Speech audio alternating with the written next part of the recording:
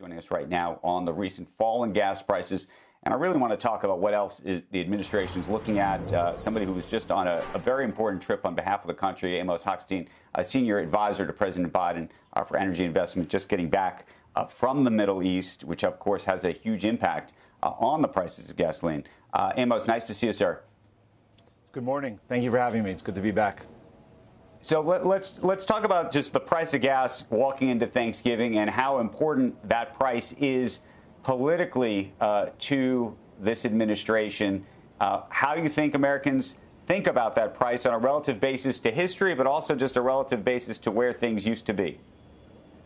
Well, again, Andrew, thanks for having me. Look, gas prices are always important to American consumers, to American families. It's an indicator, as you just noted. And I think there's no time in the year where that's more true than the week of Thanksgiving. And we're at the lowest prices now since Thanksgiving of 2020.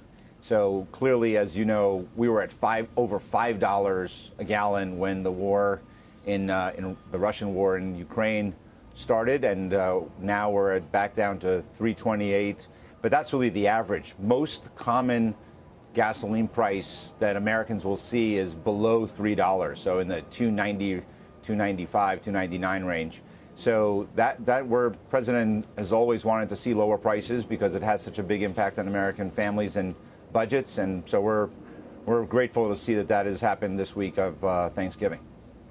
You know, it's I don't know if it's funny, but it seems like presidents get blamed when prices go up, but I don't know if they get credit when prices go down. What do you think about that? First, definitely true. Second, I've felt that throughout the last couple of years, but with this volatile market. But look, at the end of the day, there's a lot that happens in energy markets that are out of the control of anyone. There are weather events, there are war events, and other market dynamics. But there's no doubt that the administration has there are tools that we can deploy, and the president has been really working hard on deploying those tools at all points. When prices were high, the record SPR release at the time is what helped bring relief, while what we said at the time was not to replace the private sector, but rather to have some kind of cushion of time after COVID where the private sector was going to be able to increase supply. And that happened. So we were able to release from the SPR, bring the prices back down.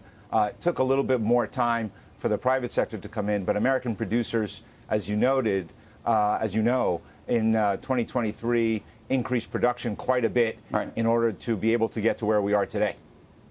Do you try to replace the SPR, by the way, at these type of prices, or no? Absolutely. We have said all along, the president said that when prices are below $80, we will replenish. So we sold the SPR on an average price of around $95. We're now buying back at a price of about $77, $76. That's a good deal for the American public, and we're going to continue to do that. We announced a purchase just last week. We're going to continue doing that on a rolling basis going forward. So we're going to try to replenish as much as we can, as much as we physically can, whenever the price is right. You just got back from the Middle East. You were in Israel. I believe you were in Lebanon.